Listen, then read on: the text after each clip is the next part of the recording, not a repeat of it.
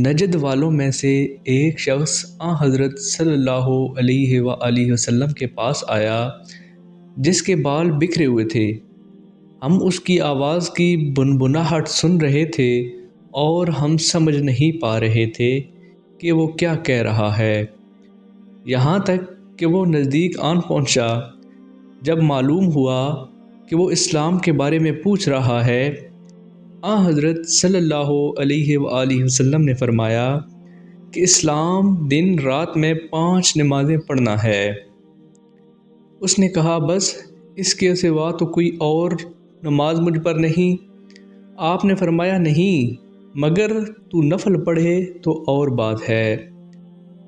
حضرت صلی اللہ علیہ وآلہ وسلم نے فرمایا، اور رمضان کے روزے رکھنا؟ اس نے کہا، اور تو کوئی روزہ مجھ پر نہیں ہے۔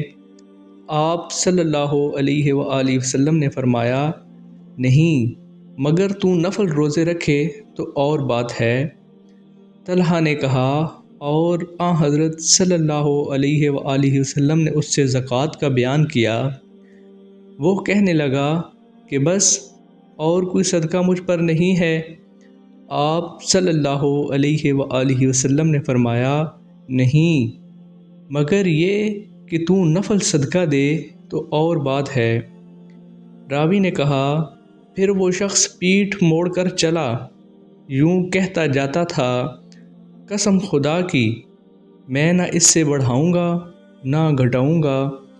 حضرت صلی اللہ علیہ وآلہ وسلم نے فرمایا، اگر یہ سچا ہے تو اپنی مراد کو پہنچ گیا۔